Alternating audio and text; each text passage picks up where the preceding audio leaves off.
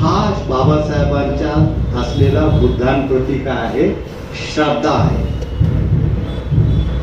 आणि त्या श्रद्धेला आपण अजिबात नाकारू शकत नाही. दुसरा एक संदर्भ मी देणार आहे तुम्हाला, ऐतिहासिक संदर्भ. त्यांनी एक पत्र लिहिलं होतं. त्यांचे एक मित्र होते डी.जी. जाधव. त्या डी.जी. जाधवांना काय म्हणतात बाबासाहेब, मी तुम्हाला शब्दशः सांगण्याचा प्रयत्न करा, माफ करा मला, तुम्ही म्हणाल की खूप काय बोलतो. तर यामध्ये डी.जी. जाधव जे होते ते रेल्वेमध्ये अधिकारी होते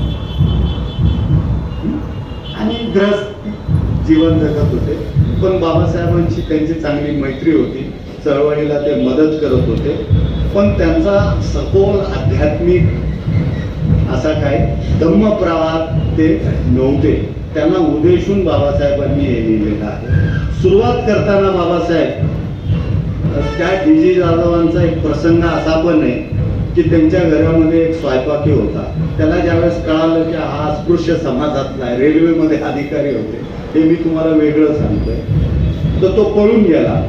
त्याला ज्यावेळेस कळालं की हा माणूस अस्पृश्य समाजातला आहे, कारण तोपर्यंत आपण धर्मांतर,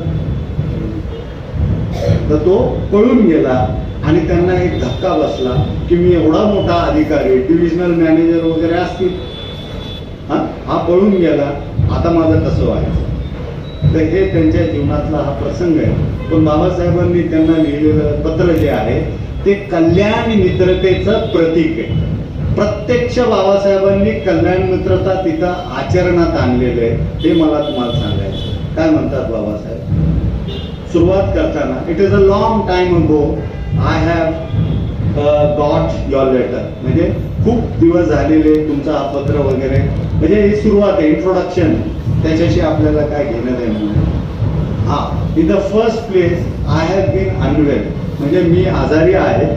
53 सालीचा पत्र आहे हा, 24 फेब्रुवारी. आणि अलीपूर रोडला बाबासाहेब राहत असताना त्यावेळेस त्यांनी पत्र लिहिलं आहे. Doctor Malvankar is still attending मी.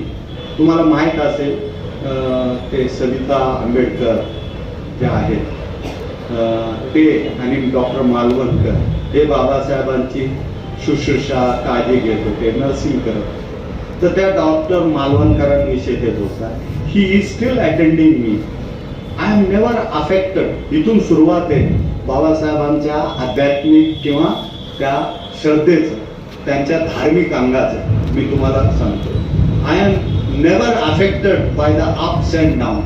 म्हणजे जे जीवनामध्ये चढ उतार असतात त्याचा माझ्यावर कधीही परिणाम होत नाही. वी ॲज चिल्ड्रन, म्हणजे आम्ही लहान असताना always complaint upon various bonds we suffered from, but my father always said की you are having at least a house, but look at those people who are sleeping on the road. म्हणजे लहानपणाच्या गोष्टी ते सांगतात की आम्ही लहान असताना आमचे अनेक तक्रारी असायचे, आम्हाला हे पाहिजे ते पाहिजे, नाही का, आणि ते नसलं तर आम्हाला दुःख व्हायचं. तर आम्ही आमच्या वडिलांकडे सांगायचो. तर वडील त्यावेळेस काय म्हणायचे, म्हणजे सुभेदार रामजी आंबेडकर बाबासाहेबांचे वडील, ते काय सांगायचे, अरे तुमच्याकडे राहायला कमीत कमी छत आहे, पण ते रस्त्यावर झोपणाऱ्यांचं काय, त्यांच्याबद्दल तुम्ही विचार करा. आणि पुढे मग म्हणतात, if you look at them you will find yourself to be happy. तुम्ही त्यांच्याकडे पाहिलं तर निश्चितच तुम्हाला समाधान वाटेल की माझ्याकडे काहीतरी आहे, त्यांच्याकडे काहीच नाही. मग म्हणतात, I have never forgotten. Babasaheb म्हणतात डी.जी. जाधवांना की मी हे कधीही विसरलो नाही, माझ्या वडिलांचा हा सल्ला, ही शिकवण मी कधीच विसरलो नाही. अँड दॅट इज वाय, आणि म्हणून मी आनंदी आहे इन ऑल सर्कमस्टान्सेस. म्हणजे सगळ्या परिस्थितीमध्ये. 52 साली बाबासाहेब, 53 साली बाबासाहेब हे सांगतात की या सगळ्या परिस्थितीमध्ये माझ्या वडिलांच्या त्या शिकवणीमुळे मी आनंदी आहे. गुड ऑर बॅड, म्हणजे चांगलं असेल परिस्थिती तरी मी आनंदी आहे, वाईट असेल तरी मी आनंदी आहे. You too can be happy. आता काय म्हणतात, तू सुद्धा आनंदी असू शकतो. If you cultivate this mental frame. हे महत्वाचं. जर तुम्ही अशा प्रकारचं मन विकसित करू शकला, संस्कारित करू शकला. आपल्याला बाबासाहेबांनी काय म्हटलंय, the ultimate aim of human existence is cultivation of mind. काय म्हटलंय, अल्टिमेट एम म्हणजे जो अंतिम उद्देश आहे मानवी अस्तित्वाचा, तो आपल्या मनाला विकसित करण्याचा आहे. तेच इथं बाबासाहेब म्हणतात, पण वेगळ्या शब्दात, की if you cultivate this frame of mind you will be happy. तुम्ही सदैव आनंदी राहा. आणि आता महत्वपूर्ण सिद्धांत बाबासाहेब म्हणतात, most people are after carnal joy. म्हणजे बरेच लोक, बहुतांश लोक हे भौतिक सुखाच्या मागे आहेत. काय म्हणतात बाबासाहेब, भौतिक सुखाच्या मागे आहेत. आणि दे आर एंगेज्ड म्हणजे त्यांनी स्वतःला गुंतवून घेतलेलं आहे in the satisfaction of bodily appetites. म्हणजे शारीरिक ज्या काही गरजा आहेत, भौतिक गरजा, त्याच्यामध्ये त्यांनी स्वतःला गुंतवून घेतलेलं आहे. But there is such a thing, अतिशय महत्वाचं विधान आहे, लिखित स्वरूपात आहे. But there is such a thing as spiritual joy. DG जाधवांना ते सांगतात की बरेच लोक स्वतःला भौतिक सुखामध्ये गुंतवून घेतलेलं आहे, अधिक वेळ देत आहेत ते भौतिक सुखासाठी. पण त्याहून काही महत्वाचं आहे आध्यात्मिक सुख.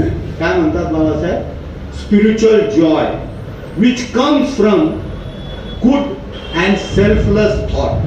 हेही शब्द महत्वाचा आहे.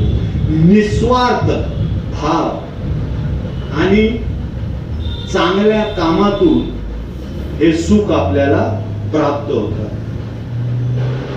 अँड गुड सेल्फ डीड्स म्हणजे कुशल कर्मातून तुम्हाला आध्यात्मिक सुख प्राप्त होतं. हे डी.सी. जाधवांना बाबासाहेब. आणि मग म्हणतात, one may not have carnal Joy but one can always have spiritual Joy. हा पंच लाईन आहे, बॉटम लाईन. काय म्हणतात बाबासाहेब, की तुम्हाला कदाचित भौतिक सुख प्राप्त होऊ शकत नाही, पण तुम्हाला निश्चितच म्हणजे प्रत्येकाला आध्यात्मिक सुख मात्र प्राप्त करता येतं. आणि मग म्हणतात, I am happy because of it. मी त्यामुळंच आनंदी आहे, कारण मी भौतिक सुखाच्या मागे नाहीये, मी आध्यात्मिक सुखाच्या मागे आहे. आणि आध्यात्मिक सुख कशातून प्राप्त होतं, कुशल कर्मातून आणि निस्वार्थ भावातून. हे बाबासाहेब म्हणतात. आणि पुढे म्हणतात, again very important, again as the Buddha sed. इथं धम्मपद सांगतात त्यालाच कल्याण मित्रता. तुम्ही संपर्क करता, तुम्ही धर्माचार्याला भेटता, मित्र सहायकाला भेटतो, आपण सगळे एकमेकाशी संपर्क करतो. आपण काय करतो, कल्याण मित्रता देतो. तुम्हाला जे धम्म कळालं ते तुम्ही मला सांगता, मला जे काय अनुभव आहे मी तुम्हाला सांगतो. पण इथं एवढा मोठा म्हणजे आपला प्रणेता, आपला आदर्श, हे केवळ चळवळच करत नव्हते, लिखाणच करत नव्हते किंवा पार्लमेंटमध्ये बोलत नव्हते, तर व्यक्तिगत मित्रतेमध्ये कल्याण मित्रतेचं आचरण सुद्धा करत होते. हे पत्रातून सिद्ध होतं. हा प्रमाण आहे की डी.जी. जाधवाला प्रेरणा देत आहेत बाबासाहेब. काय म्हणतात, ॲज द बुद्धा सेड. मग बुद्ध काय म्हणाले, आरोग्य परम लाभ, आरोग्य परम लाभ, संतुष्टी. संतुष्टी म्हणजे संतोष. आपण काय पाहिलं, साधेपणाचं पालन आणि संतुष्टीचं पालन करून मी माझं शरीर शुद्ध करू. त्या संतुष्टी हे बाबासाहेब म्हणतात. संतुष्टी म्हणजे कंटेनमेंट. काय म्हणतात की विश्वास हे परम नाती आणि मग निभान परम सुखम. म्हणजे या पदातून, या धम्मपदातून त्यांनी निर्माण सांगण्याचा प्रयत्न केलेला आहे, बुद्धत्व सांगण्याचा प्रयत्न केलेला आहे. याच्यातून संतुष्टीचं शिकवण, त्याला डी.जी. जाधवला म्हणतात संतुष्ट राहा, तू चांगले कर्म कर, तू आनंदी राहशील, भौतिक सुखामध्ये जाऊ नको. एक कल्याण मित्र हेच करतो ना, पैसा तर देऊ शकत नाही, म्हणजे अजून तो भौतिक सुखाकडे नाही. तर आध्यात्मिक शिकवण बाबासाहेब या पत्रातून डी.जी. जाधवांना देतात आणि इथं ते म्हणतात the underline portion is most important. Underline म्हणजे अधोरेखित केलेलं, रेष मारले. कोणत्या गोष्टीला रेष मारले बाबासाहेबांनी? संतुष्टी परमधर्म. धम्मपदातील हे संतुष्ट म्हणजे संतुष्ट असलं पाहिजे. दुःख काय आहे हो? दुःख असमाधान. म्हणजे श्रीमंत माणूस ज्याच्याकडे गडगंज संपत्ती आहे तो सुद्धा असमाधानी असू शकतो, म्हणजेच तो दुःखी आहे ना. मग त्याच्या उलट काय आहे? समाधानी असणं, संतुष्ट असणं. तर त्या संतुष्टीला बाबासाहेबांनी अंडरलाईन केलं आणि डी.जी. जाधवाला काय म्हणतात की the underlined portion is most important. He who has no संतुष्टी इज ऑलवेज अनहॅपी. ज्याच्याकडे संतुष्टी नाही तो सातत्याने सदैव दुःखी असतो. एवढा मोठा श्रद्धा बाबासाहेबांचा धम्मपद आणि बुद्धांच्या शिकवणीवर. तर तुम्ही विचार करू शकता बाबासाहेबांच्या विद्वत्तेपुढं मी म्हणजे धूळ, धुळीचा कण, नथिंग, शून्य आहे आपण. मग ह्या विद्वान माणसाला बुद्धांच्या शिकवणीविषयी एवढी श्रद्धा का असावी? तुम्ही चिंतन करा. आणि ती श्रद्धा आपण बाबासाहेबांविषयी म्हणजे बोधिसत्वाविषयी आणि बुद्धांविषयी आपण काय केलं पाहिजे? विकसित केलं पाहिजे. म्हणून हा सगळा प्रयत्न आहे. शेवटचं ते काय म्हणतात, I thought of giving you my reaction. म्हणजे मी माझं मत, माझी प्रतिक्रिया आधीच्या पत्राचं देण्याचा मी प्रयत्न केला. I know most people do not lie and that is because they have no religion. मला माहित आहे म्हणतात की बऱ्याच लोकांना धार्मिक गोष्टी ऐकायची आवड नाहीये कारण त्यांना धर्मच नाही. and do not like it. I am glad I have been brought up in a different way. माझं जे जडणघडण आहे ते माझ्या वडिलांचं पुण्यानुमोदन करतायत बाबासाहेब. माझ्या वडिलांनी, मी आनंदी आहे. I am glad, I am delighted की माझ्या वडिलांनी मला वेगळ्या प्रकारचं संगोपन केलेलं आहे, संस्कार दिलेले. असं ह्या पत्राचं संदेश आपल्या सर्वांना आहे. हा डी.जी. जाधव म्हणजे जो भौतिक सुखामागा असलेला डी.जी. जाधव ते एकटे नाही, मी पण आहे, तुम्ही पण आहे. आपल्या सगळ्यांमध्ये डी.जी. जाधव लपलेला आहे आणि तो कार्यरत आहे. तो काय करतो? भौतिक सुखामागा जातो, पण संतुष्टी सुद्धा असली पाहिजे. धर्म आचरण आपण केलं पाहिजे. बाबासाहेबांसारखं बुद्धांप्रती, बुद्धांच्या शिकवणीप्रती आपण श्रद्धा विकसित केली पाहिजे. आज एवढं पुरेसं आहे.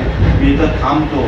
मला वाटतं मला जो संदेश द्यायचा होता गर्जना भीमाची, तर बाबासाहेब जरी विद्वान होते, जरी ते रॅशनलिस्ट असेल, बुद्धिजीवी होते, प्रज्ञाचा अंग त्यांचा विकसित झालेला असेल, तरी सुद्धा ते श्रद्धावान होते.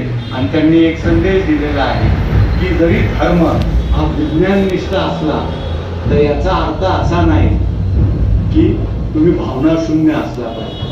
तुमच्या भावनेला सुद्धा खाद्य असलं पाहिजे. म्हणून पूजा, म्हणून सप्तांग पूजा, म्हणून मंत्रचार, आलं लक्षात.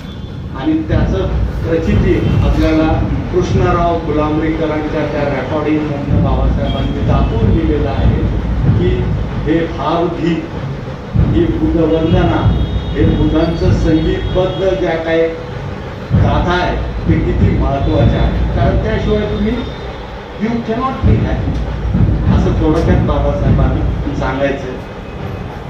धन्यवाद, तुम्ही सगळ्यांनी ऐकून घेतलं. मी तुमचा आभारी यासाठी आहे की नुसतं बोलणारा मी तर काय उदार धर्मी वाचून थोडंसं चिंतन करून सांगतो. ऐकणारे लोक पण ते म्हणतात की बोधिसत्वाला कशाची गरज नाही.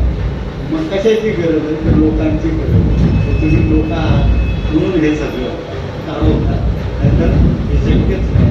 मी पुन्हा एकदा सगळ्यांचा आभार मानतो आणि थांबतो.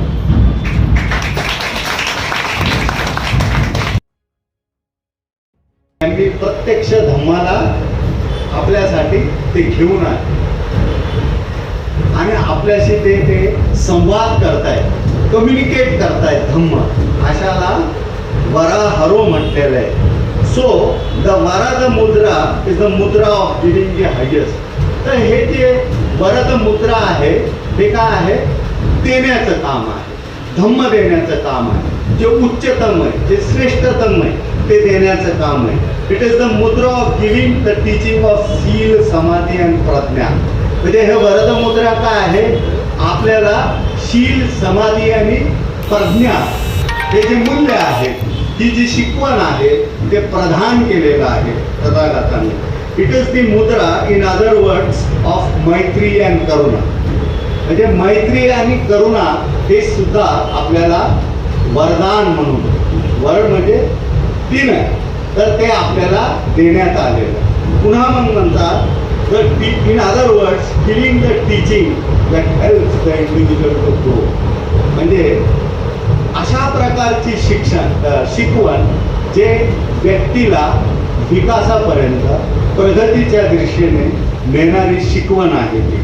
आणि ती फक्त केवळ व्यक्तीला विकासाकडे नेत नाही, तर ही शिकवण जी आहे समस्त समाजामध्ये, मानव जातीमध्ये एक प्रकारचा बदल, ट्रान्सफॉर्मेशन घडवून आणतात आणि संपूर्ण समाजाला प्रगतीपथावर, सदाचारावर आरूढ करण्यासारखी ही शिकवण आहे.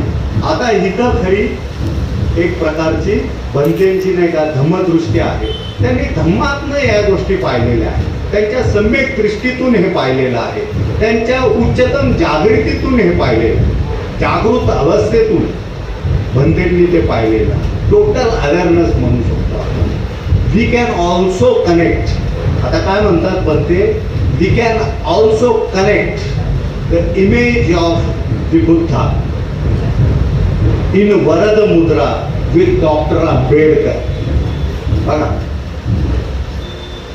मी जे सुरुवातीला म्हटलं की आपण दोन बोधिसत्व एकमेकाकडं कसे पाहतात नाही का, त्यांची दृष्टी कशी आहे ह्याची चर्चा आपण करणार होतो, त्याचा अभ्यास करणार होतो. त्याचं हे एक ज्वलंत उदाहरण, एक नमुना आहे.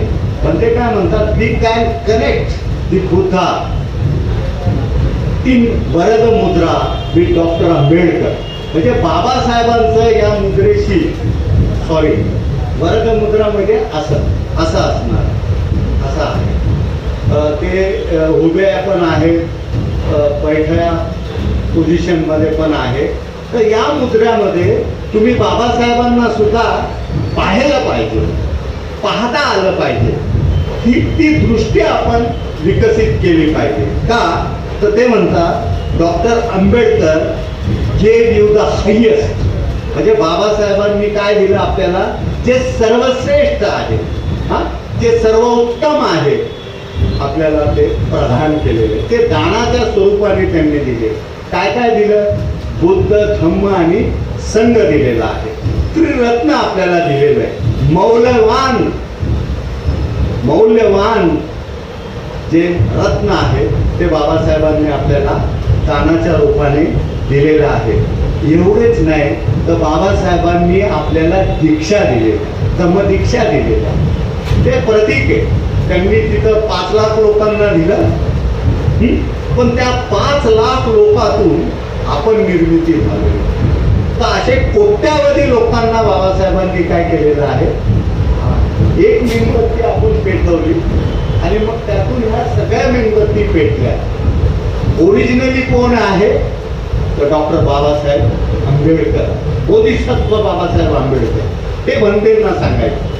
आणि पुन्हा म्हणतात की शरण नमन कशा प्रकारे आपण करायचं आणि बुद्धांना का शरण जायचं, ते सर्वोत्तम सर्वश्रेष्ठाला आपण का शरण जायचं, हे सुद्धा बाबासाहेबांनी बुद्ध आणि धम्माच्या रूपाने आपल्याला त्यांनी दान रूपाने दिलेलं आहे. वरद मुद्रा आहे. पुन्हा मग म्हणतात he gave you the 3 jewels you had lost.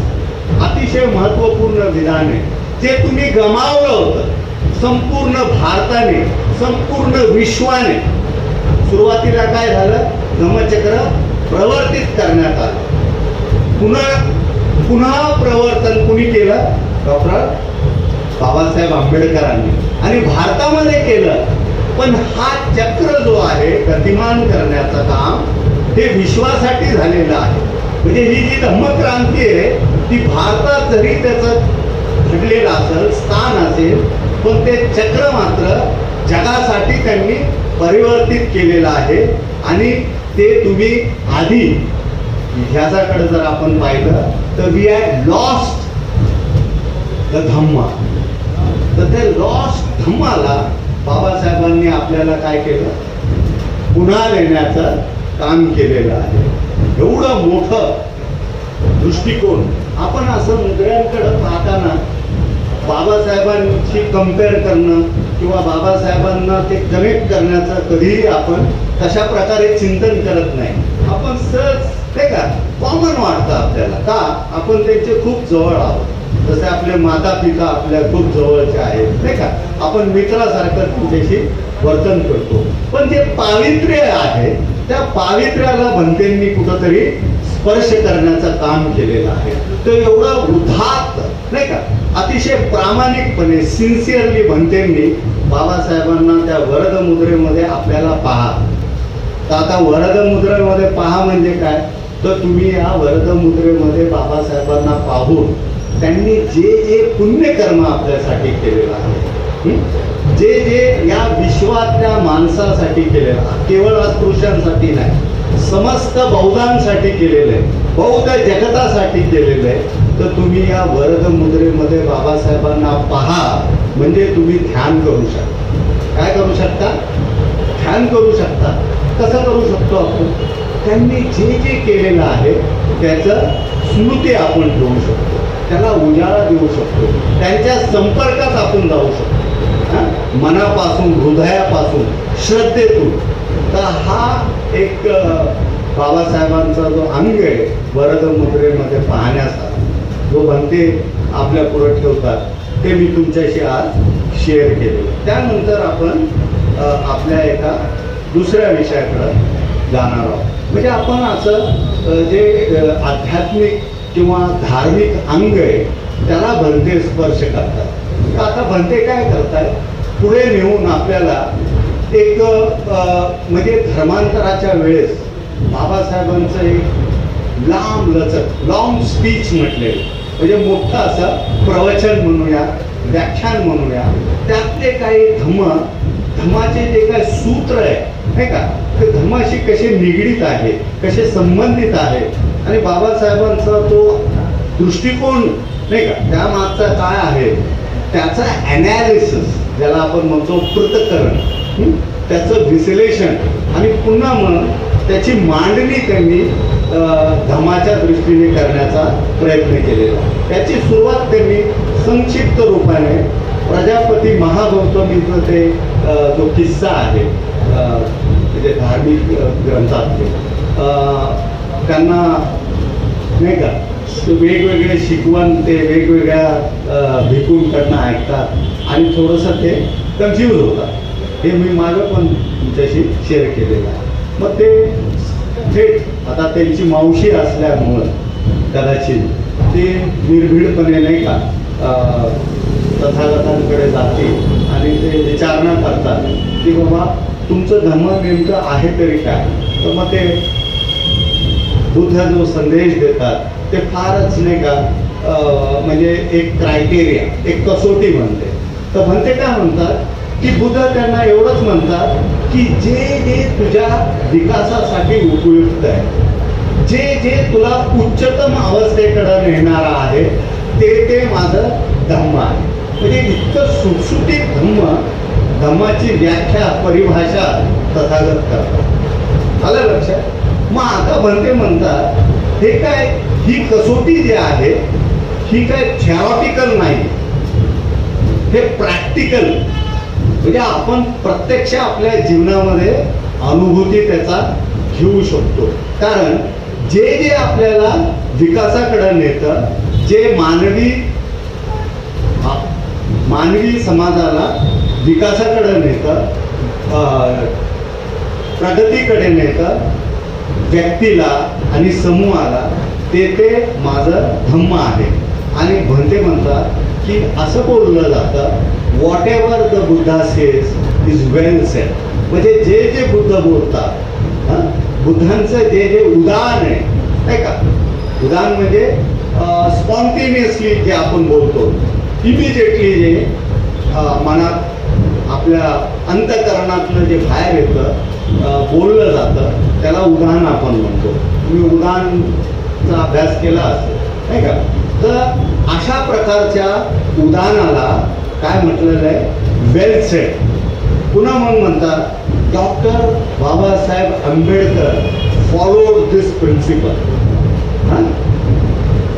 त्याआधी ते म्हणतात की it means that whatever helps us to grow is Buddhism. म्हणजे महाप्रजापती गौतमींचं दाखला देऊन मग पुढे ते काय म्हणतात, याचा अर्थ असा आहे की जे जे आपल्याला विकसित होण्यामध्ये, ग्रो, डेव्हलप होण्यामध्ये ते धम्म आहे, दॅट इज बुद्धिझम. आणि ही गोष्ट बाबासाहेबांनी काटेकोरपणे आपल्या जीवनामध्ये त्यांनी आचरण केलेलं आहे. आणि मग पुढे ते म्हणतात की बाबासाहेब हे दांडगे अभ्यासक होते. काय होते? दांडगे.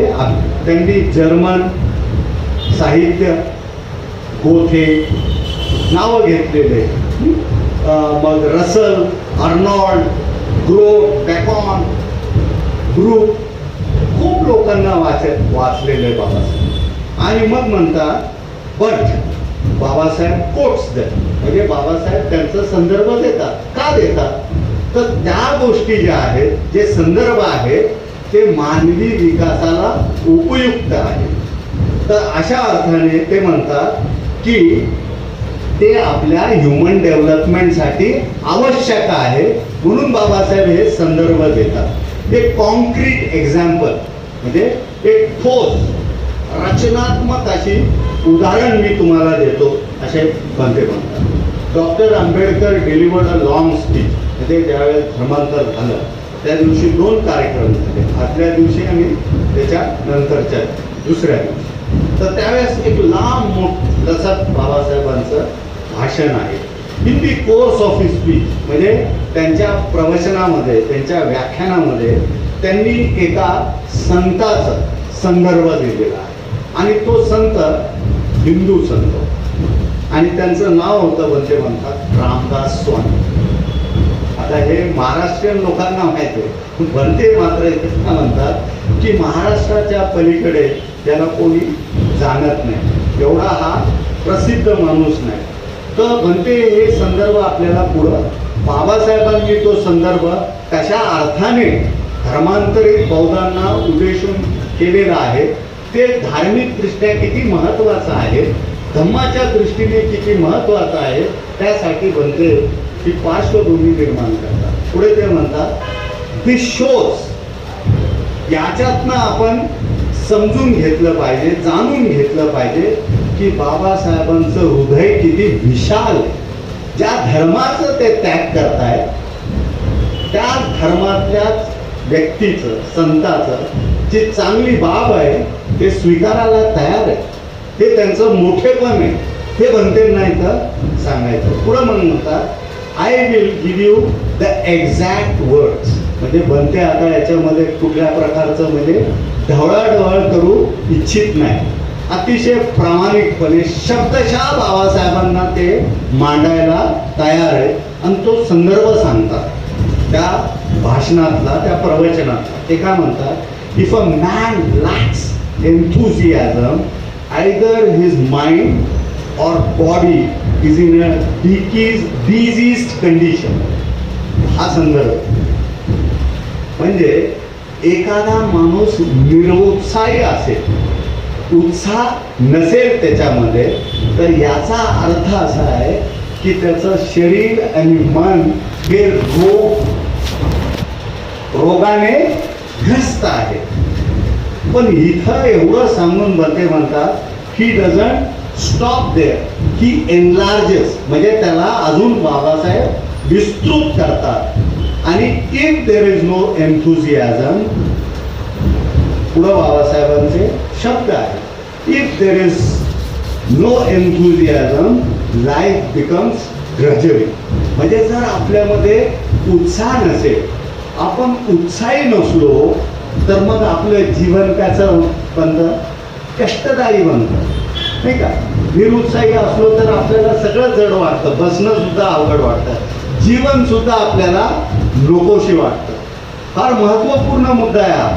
कुणीही त्या प्रवचनातलं, म्हणजे धर्मांतराच्या वेळेस दिलेल्या भाषणाचं स्वतंत्र नाही का प्रकाशन झालेले अनेक पुस्तकं मी पाहिलेले, परंतु हा जो मुद्दा आहे तो अचूकपणे भक्तींनी बाबासाहेबांच्या त्या धम्मदृष्टीला घेऊन त्याचं विश्लेषण करण्याचं, त्याची मांडणी करण्याचा ते प्रयत्न करतात. ते म्हणतात की there is no enthusiasm, life becomes drudgery. Drudgery म्हणजे कष्टदायी होऊन जातं, जड होऊन जातं.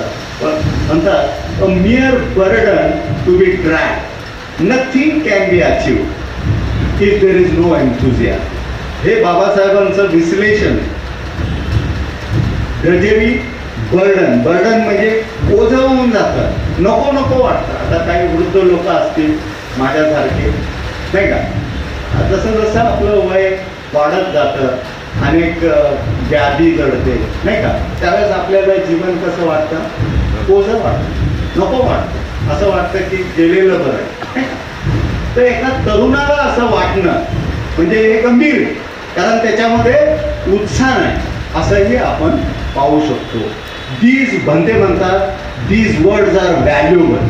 हे फार मौल्यवान शब्द आहेत ते. आणि पुढे जाऊन म्हणतात, अंग्रेजीमध्ये, इंग्लिशमध्ये एक एक्सप्रेशन आहे. एक्सप्रेशन म्हणजे अभिव्यक्त करण्याचं, किंवा एक म्हणजे ज्याला आपण म्हणतो नाही का, काय इडियम म्हणतो इंग्लिशमध्ये, तर एक व्यक्त करण्याची पद्धती आहे. तर त्यामध्ये इंग्लिशमध्ये म्हणतात गोल्डन वर्ड्स. तर हे जे विधान आहे बाबासाहेबांचं, की माणसाच्या जीवनामध्ये उत्साह असणं किती आवश्यक आहे, किंवा निरुत्साही राहिल्यामुळं आपण अधोगती कसे जातो, हे गोल्डन वर्ड्समध्ये आपण लिहिलं पाहिजे. त्याचे कारण म्हणते मी पुढं. हां, ते काय म्हणतात की परस्यूज द मॅटर फर्दर, म्हणजे बाबासाहेब इथं थांबत नाही, ते पुढे जातात आणि आणखीन विस्ताराने ही गोष्ट सांगतात. He goes on to give the answer, म्हणजे आता ते उत्तर देतात की उत्साह नसला तर काय होतं. तर द मेन रिझन, ते म्हणतात निरुत्साही असण्याचं कारण काय आहे.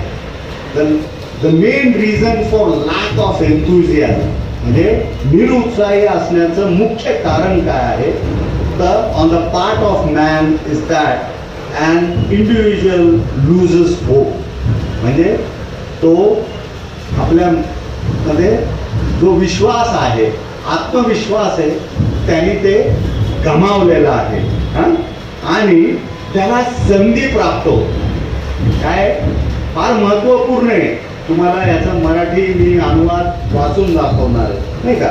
आणि तो निरुत्साही होतो. ही बिकम्स होपलेस बिकॉज स्वतःला उंचवण्याचं, स्वतःला उत्क्रांत करण्याची कुठल्या प्रकारची संधी त्याला उपलब्ध नाही.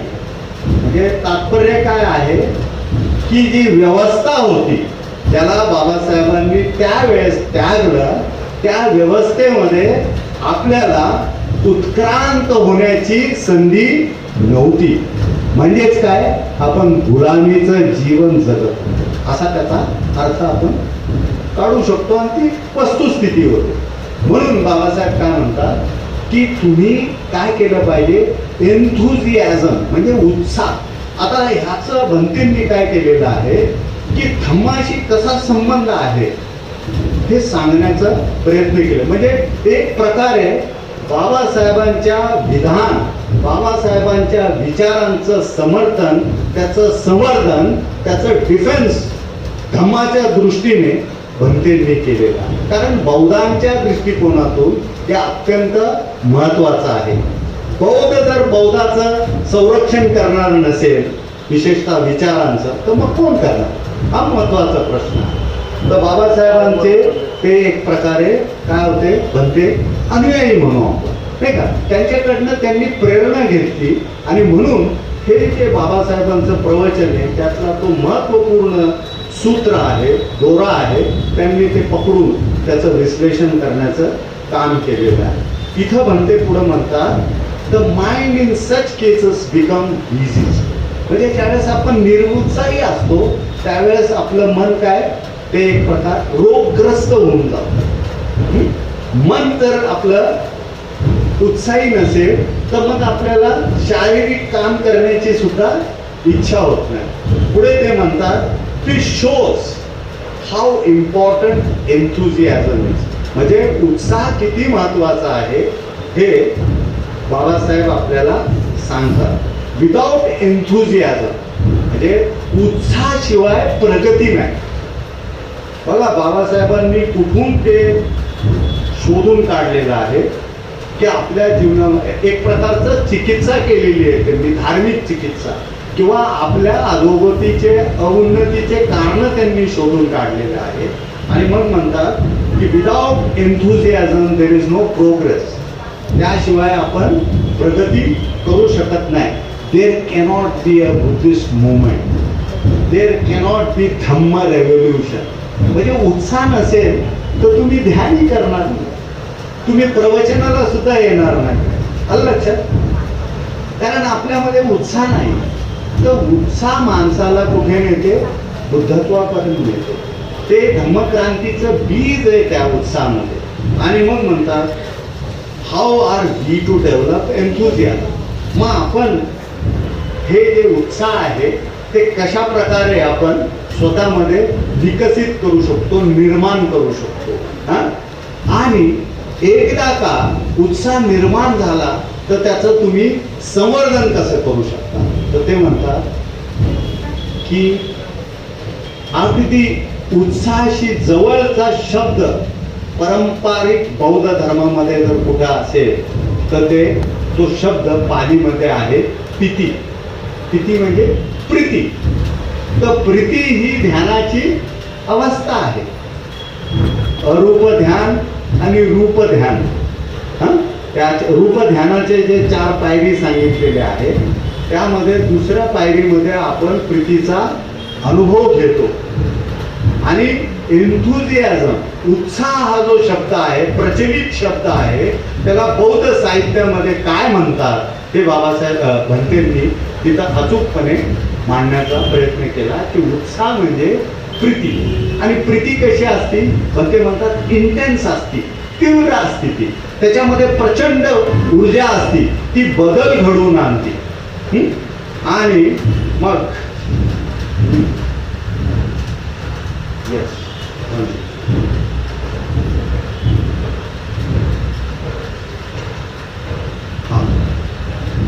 आणि ती प्रेरणादायी असते. त्या उत्साहामध्ये, त्या प्रीतीमध्ये धम्माचं बीज असतं, धम्मक्रांतीचं बीज असतं. आता बऱ्याचदा काय होतं, लोक असं म्हणतात, म्हणजे सर्वसामान्य माणूस विशेषतः आंबेडकरी चळवळीमध्ये खूप ऐकायला मिळतं की बाबासाहेब कुठं ध्यान करत होते, नाही. कारण उत्साह कसा निर्माण होतो, ध्यानातून निर्माण होतो. तर भंतेंनी एक संदर्भ दिला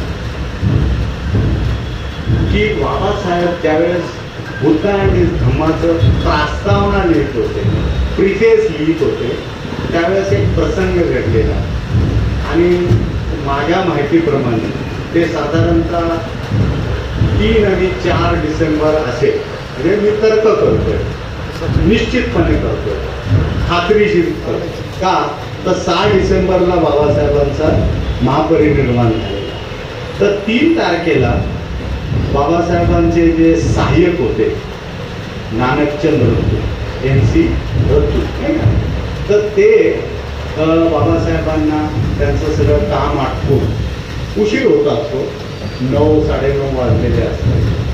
आणि मग बाबासाहेबांना ते म्हणतात काय करायचं आता. तर बाबासाहेब म्हणतात एक काम कर, हे हे हे हे सगळं या टेबलावर ठेव, मला रात्रभर अभ्यास करायचा आहे आणि मग तू जा. मात्र उद्या सकाळी तू लवकर अशी सूचना देतात. तर तू त्यांना समर्पित असतात, तर ते जातात आणि आपल्या घरी पोचल्यानंतर सायकलवर जायचे बरं का, हे विशेष आहे. बाबासाहेबांनी त्यांना अनेक वेळा सांगितलं की बाबा तू एक आधी गाडी घे, मी पैसे देतो. मुलांना मी घेतलं तर माझ्या पैसे नाही. तिथंही बाबासाहेब त्याला म्हणतात अरे इतरांच्या विकासाबरोबर आपलं पण विकास आपण केलं पाहिजे, असं त्याला एक शिकवण देत. हा भाग वेगळा. आता नानकचंद रतू दुसऱ्या दिवशी येतो आणि तो रविवार असतो, पण त्यांनी तो संदर्भ दिलेला. आणि बाबासाहेब म्हणतात की अरे तू गेला नाही का, तू गेला नाही, अजून इथंच आहे.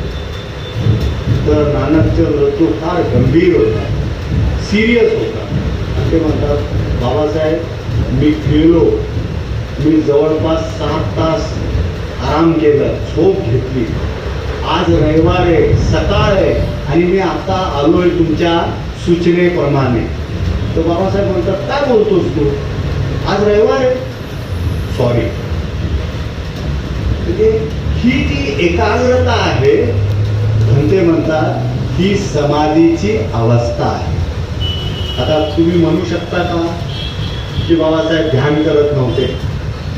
हा, प्रत्यक्ष ध्यान करणं आणि अशा प्रकारे ती एकाग्रता साधणं हे काय वेगळं नाही. आणि हे मी बोलणं ज्याला समाधीची अनुभूती नाही त्याला कवडीची किंमत नाही. पण ज्याला समाधीची अनुभूती आहे, म्हणजे उर्गेन संघलक्षित, ज्यावेळेस या संदर्भाचं विश्लेषण करतात आणि समाधीची अवस्था आहे असं सांगतात, प्रतिपादित करतात, तर त्याला काय असतं, वेटेज असतं, वेटेज. तर हे मी मुद्दाम तुम्हाला हे सांगितलं की बाबासाहेब त्या अवस्थेतच होते.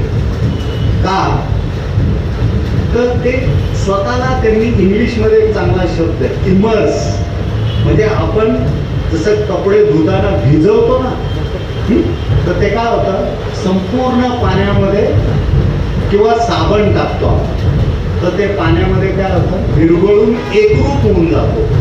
तर बाबासाहेब धम्म आणि आपलं अस्पृश्यांची विकास, त्यांची प्रगती, त्यांच्या सगळ्याच प्रकारचे हक्क अधिकार यामध्ये इतकं तल्लीन झालेले होते, ते विरघळून गेले होते. त्यांना दुसरं काही दिसत नव्हतं, केवळ आणि केवळ मानवी विकास, त्यासोबत त्यांचं पण. म्हणून आपण काय म्हणतो की ते बोधिसत्व आहे. तर हे बंधेंनी या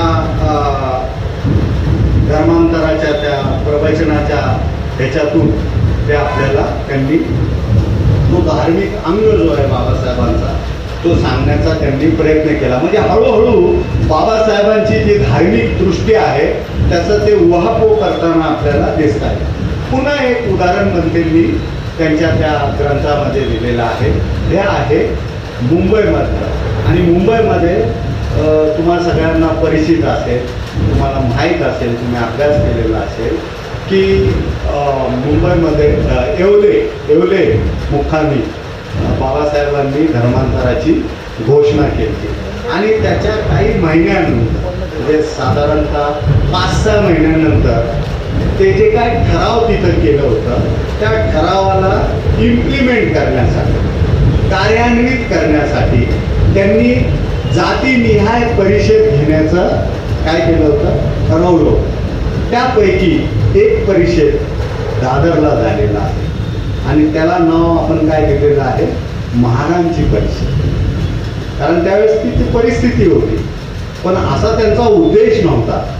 ते काय करत होते, प्रत्येक कम्युनिटीला काय करत होते, कन्व्हिन्स करत होते, सोबत घेण्यात चर्चा करत होते, विसंवाद निर्माण नाही झाला पाहिजे. हा सगळा त्याचा भाग आहे. आता आपण काय करतो, आणि नाही आहे तो चलेगा, आपण न्याय. कधी कधी आपण असं म्हणतो, आला त्याच्यासोबत, नाही आला त्याच्या आम्ही करू, हे घडू. पण बाबासाहेबांची भूमिका तशी नव्हती. बाबासाहेब काय म्हटले, मला कुठल्याही प्रकारची घाई नाही, पण मी धर्मांतर करणार. हा, तर हे बाबासाहेबांचं वज्र प्रतिज्ञा होती. तर त्या वज्र प्रतिज्ञेला मूर्त रूप देण्यासाठी बाबासाहेबांनी ही परिषद बोलवली होती. आता आणि बनतेंनी ह्या सगळ्याचं चिंतन केलेलं आहे, ॲनालिसिस केलेलं आहे, म्हणजे पृथक्करण केलेलं आहे, चिकित्सा केलेली आहे. याच्यामध्ये नेमकं खम्म कुठे, तर त्यांनी हा शोधून काढलेला आहे की त्या परिषदेमध्ये बनते बाबासाहेबांनी कोणता संदर्भ तिथं लोकांना उद्देशून जवळपास 600 प्रतिनिधी तिथे आले होते जवळपास. कारण ते डेलिगेट्स लोकांचं नाही का, म्हणजे जे ज्याला आपण काय म्हणतो डेलिगेट्सला, शिष्टमंडळ, त्या लोकांचं त्यांनी ते घेतलं होतं आणि त्यामध्ये त्यांनी हे विधान केलेलं आहे. तर त्यांना ॲड्रेस करताना त्यांनी धर्मांतराविषयी त्यांच्याशी चर्चा केली. मात्र चर्चाच्या शेवटी, चर्चेच्या अंती त्यांनी एक फार मोठा संदेश दिलेला आहे. ऐतिहासिक संदेश आहे बनते म्हणतात, हिस्टॉरिकल. का तर ते मेसेज जे आहे, जे बाबासाहेबांनी लिहिलं त्या परिषदेमध्ये, त्यामध्ये महापरिनिर्वाण सूक्तातला तो संदर्भ बाबासाहेबांनी तिथं बघा, म्हणजे 35 फार तर 36 आहे ना, आणि तिथून मग 20 वर्षांनंतर त्याचं फायनल इव्हेंट आहे.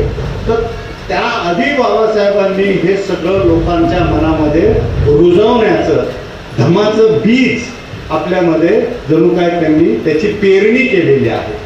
तो संदर्भ इतका महत्त्वपूर्ण आहे. महापरिनिर्वाण सूत्रातील तो संदर्भ बाबासाहेबांनी त्या आपल्या मागच्या आठवड्यात आपण पाहिलं. असाक्षर, अडाणी, हल्ली आपण ग्रॅज्युएट जरी असलो तर आपण काय म्हणतो, यार वो स्लम एरिया में रहता है, आपला माणूस आहे, आपला माणूस हे बोलतो, गरीब आहे, उसको समजता नाही, उससे क्या चर्चा करवा.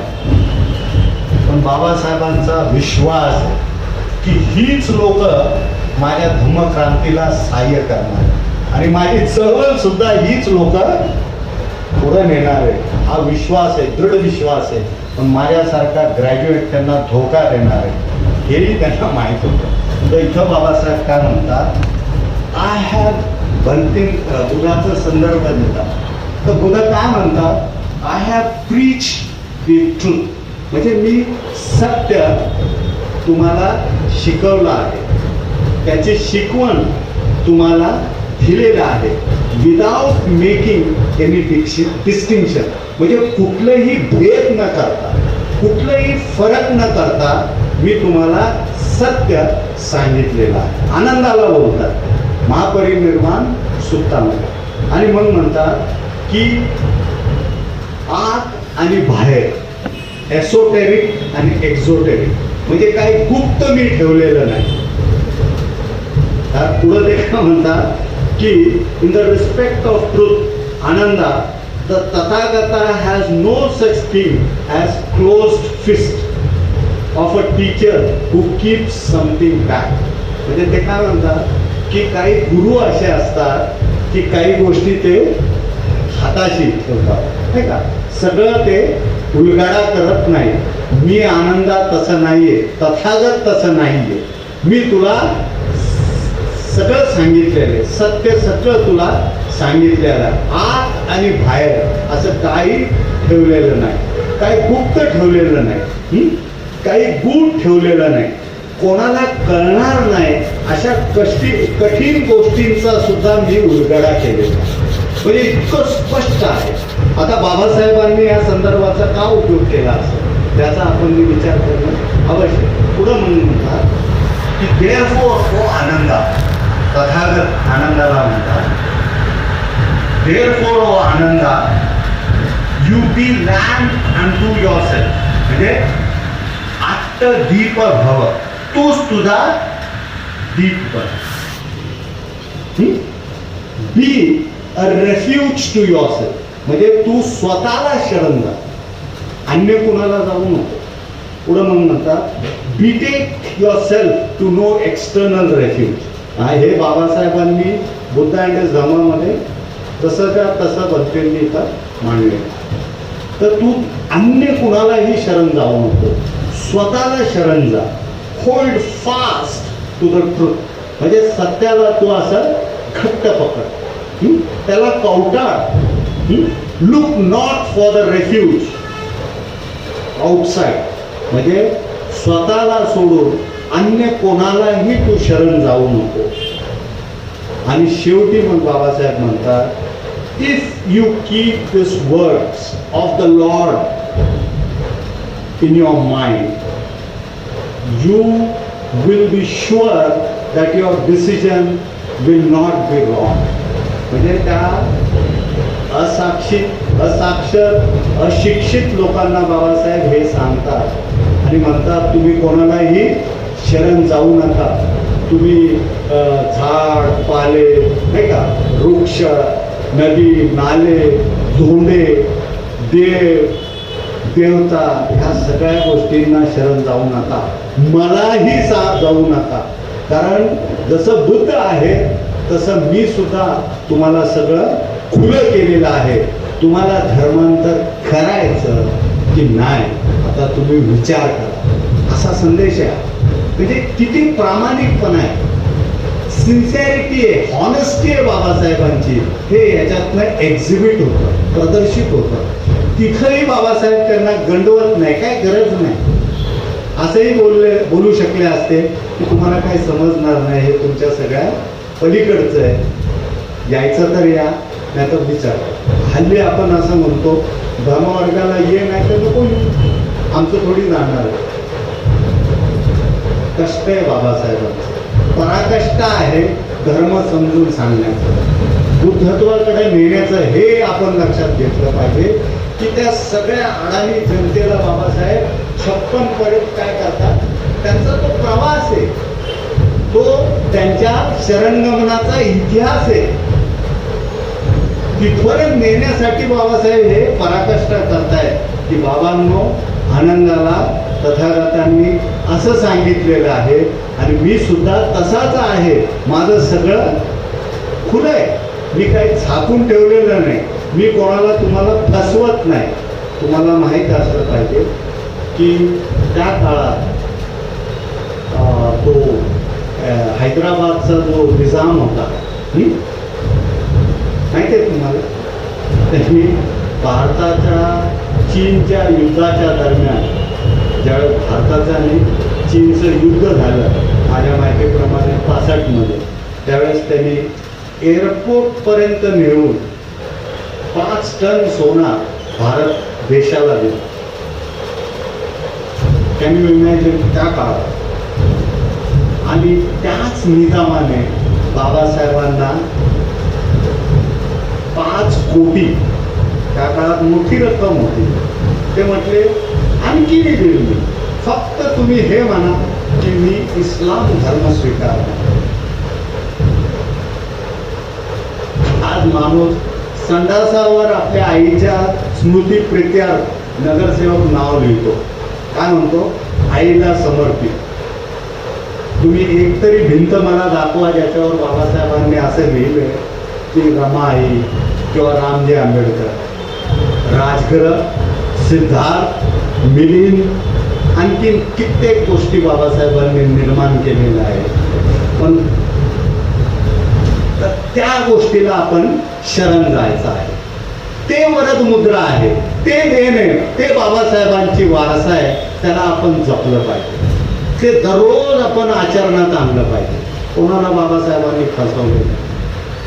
त्यांनी सहन केलं, प्रचंड अन्याय त्यांनी, शोषित जीवन ते जगले आपल्यासाठी. हा जो धम्मवर्ग आहे ना, त्याच्यातून बाबासाहेब आपल्याला घरोघरी निर्माण करा.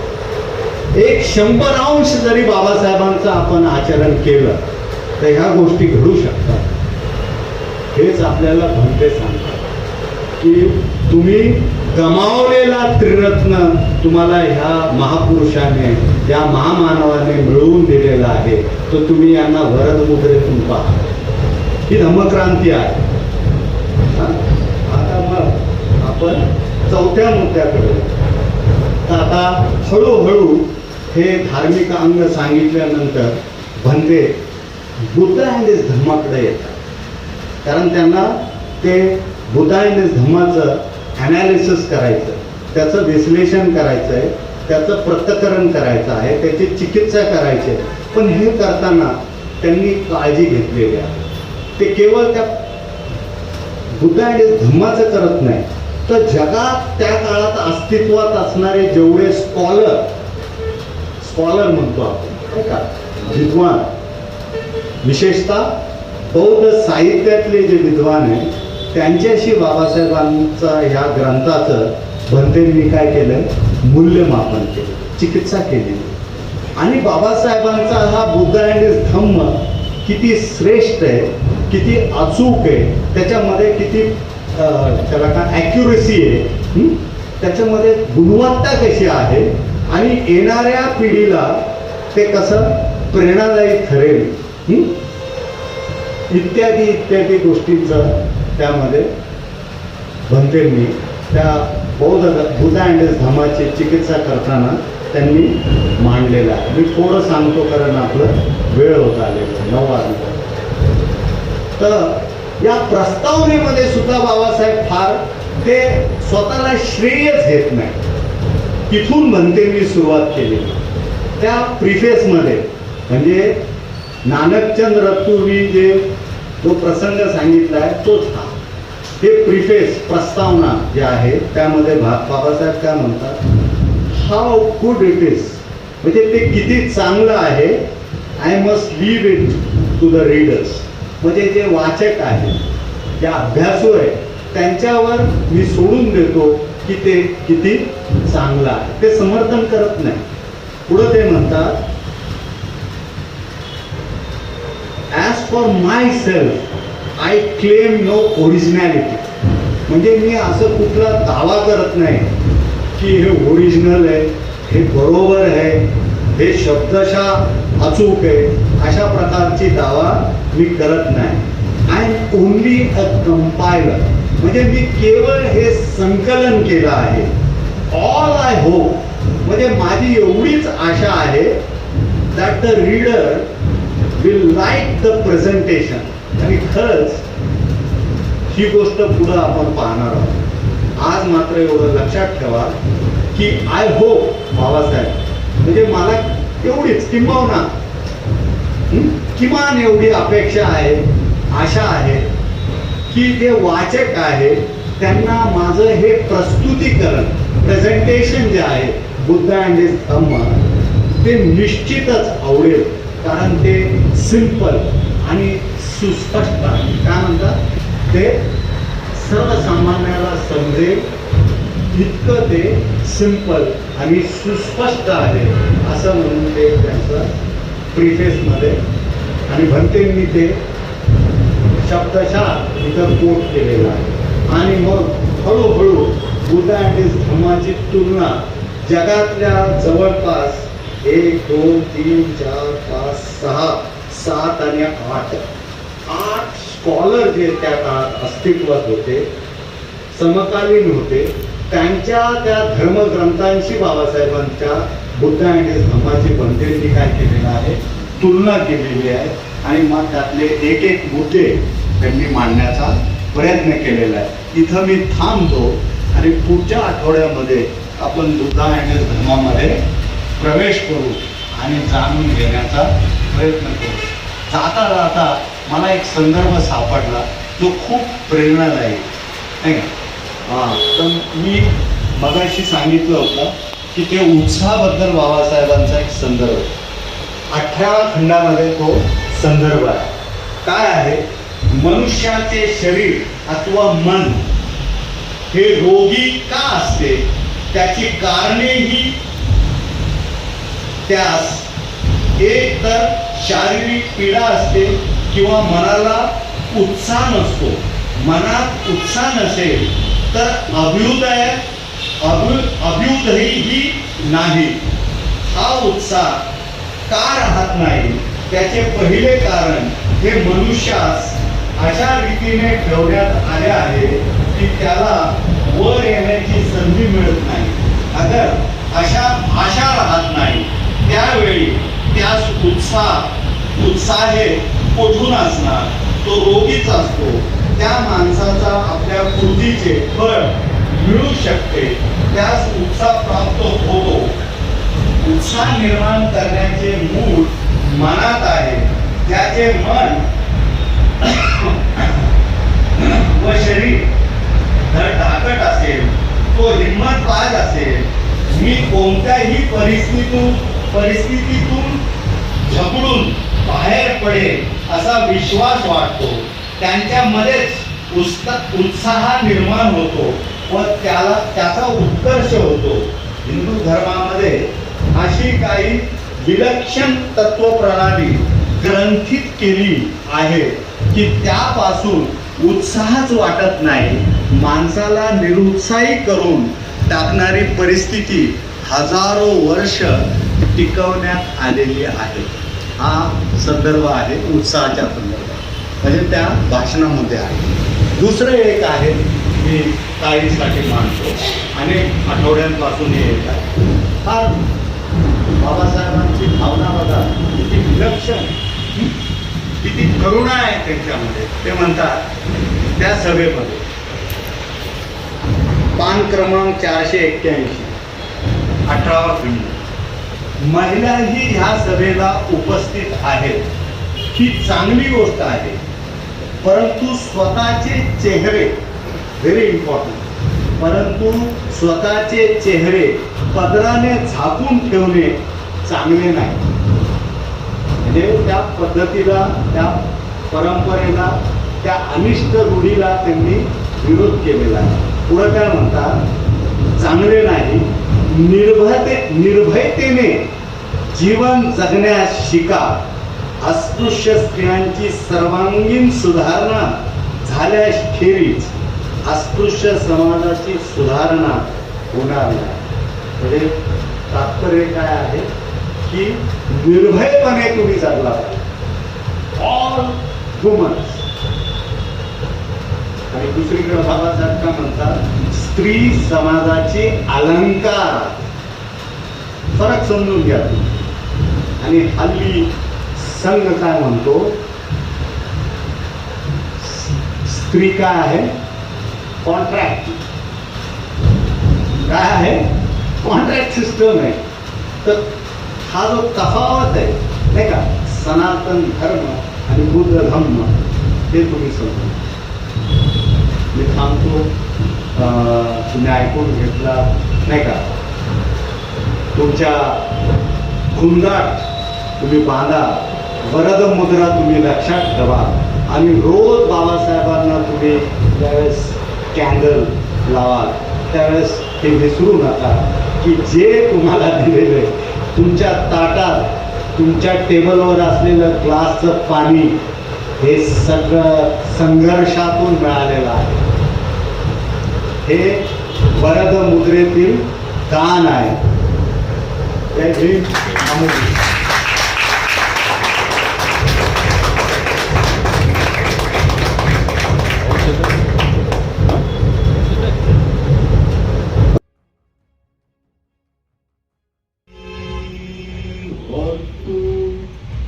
सापे सका सुखी हो तू. सताची साबे ठेवणं आणि जो श्रोता आहे त्या श्रोत्यामध्ये आणि वक्त्यामध्ये जे अंतर आहे ते अंतर त्यांनी पूर्णतः तशा प्रकारे मंत्रमुग्ध करून टाकणं. त्यांचे प्रत्येक ज्याला असं म्हणूया जो शब्द होता तो केवळ शब्दच नव्हता, त्यामध्ये श्रद्धा अगदी ओसंडून वाहत होती. ती श्रद्धा बाबासाहेबांची किती उच्चतम कोटीतली होती आणि आपली श्रद्धा जी आहे ती खरंच किती अल्प किंबहुना क्षुद्र स्वरूपाची किंबहुना सीमित स्वरूपाची आपण ठेवतो. आणि त्यामुळे तर आपला जो बुद्धिवाद आहे, आपलं जे समर्थन आहे, आपलं जे रॅशनल माइंड आहे ते किती पळवाटा काढतं आणि या पूजेपासून, या बुद्धांपासून, बाबासाहेबांपासून किती कोसो दूर आपण राहत असतो याचं जणू काही त्यांनी कृष्णराव फुलंब्रीकरांचं जे उदाहरण दिलं, नक्कीच आपले डोळे जे आहे ते पाणावले असतील. ज्या पद्धतीने ते आपल्याशी कनेक्ट होते, स्वतःमध्ये ते अधिक त्याला म्हणूया अंतर्मुख होते आणि त्यांची जी वाणी आहे ती वाणी ज्या पद्धतीत त्यांनी नमूद केली, खरोखरच त्याला शब्दामध्ये आपण ठेवू शकत नाही. त्यांच्या ओघवत्या आणि त्यांच्या अत्यंत अभ्यासपूर्ण, चिंतनात्मक आणि तितकंच ज्याला असं म्हणूया जो बेस त्यांनी निर्माण केला, त्या बेसचा जणू काही जो कळस गाठण्यासाठी आपणा सर्वांनाच ते जणू काही मदत करत आहे. तर आदरणीय धर्मचारी मैत्री मोदी यांचं पुन्हा आपण टाळ्या वाजवून त्यांचं पुण्यानुमोदन करूया, त्यांचं खूप खूप आभार मानूया.